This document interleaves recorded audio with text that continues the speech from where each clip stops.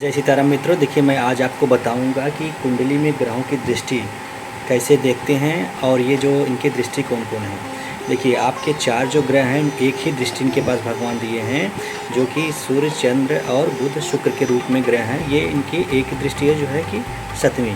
आइए हम समझते हैं जो है ये कुंडली जो है इसमें रख के। देखिए अगर मान लीजिए सूर्य आपके लग्न में बैठा हुआ है, ठीक है, ये सूर्य आपकी लग्न में बैठा है तो इनकी कौन सी दृष्टि कर रहा हूँ? 7वीं दृष्टि, मतलब एक ही दृष्टि है जो कि 7वां दृष्टि है।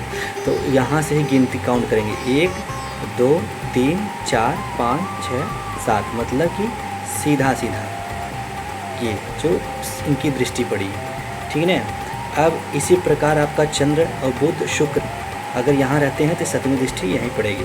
तो इस अब ये एक बात क्लियर करते चल रहे हैं कि जैसे जहाँ सूर्य बैठा हुआ है उसके सामने जो होता है यहाँ क्या देता है, इनका प्रभाव देते हैं। क्या करता है? इनका प्रभाव पड़ता है। इनकी दृष्टि पड़ी तो इनका प्रभाव पड़ा, लेकिन यहाँ जहाँ है इसका पूरा संपूर्ण फल देते हैं, ठीक है। इसी प्रकार हम आपको बताते हैं कि जो 5 ग्रह ये होते हैं, मंगल, गुरु, शनि, राहु, केतु, इनकी दृष्टि कौन कौन सी है? ये देखिए, चौथी है, 7वीं है, 8वीं है, यहाँ 5वीं है, गुरु की 7वीं है, 9वीं है, शनि की 3री है और 7वीं है, 10वीं है, और राहु और केतु को सेम है 5वीं, 7वीं, 9वीं। अब मान लीजिए सपोज करो कि आप जो है यहाँ ये जो है यहाँ आप मंगल रखते हैं, ठीक है। मंगल यहाँ आपने रखा तो मंगल के पहला घर कौन है? ये है। यहीं से काउंट करेंगे, 1 2 3 4। कौन सा किस पे दृष्टि डाला? ये प्रभाव किस पे है?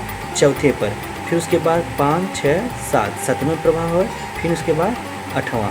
इसी प्रकार जो है इनके बाद अगर आप गुरु को लेते हैं तो सेम लाइक जो है, अगर आप गुरु यहाँ लिखते हैं या गुरु कुंडली में आपके यहाँ है तो पहला घर ये हो गया इनके लिए, पहला, दूसरा, तीसरा, यहीं से काउंट किया जाएगा जहाँ वो बैठेंगे।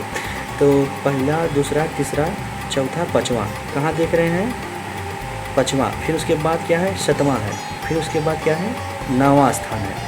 इसी प्रकार मैं अब एग्जाम्पल से बताता हूँ कि अगर मान लीजिए अभी शनि भी इसी प्रकार रहे अगर कहीं, तो उनकी जो दृष्टि है वहाँ प्रभाव डालेंगे। और फल कहाँ है?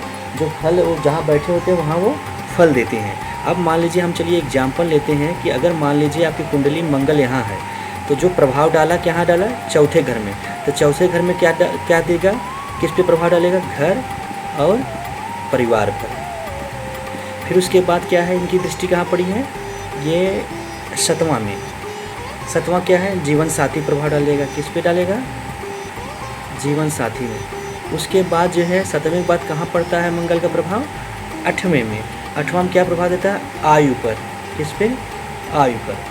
इस प्रकार जो है आप जो है अपनी कुंडली में देख सकते हैं कि कौन से ग्रह कहाँ बैठा है, उनकी दृष्टि क्या है, ठीक है, उसका क्या देश हो सकता है।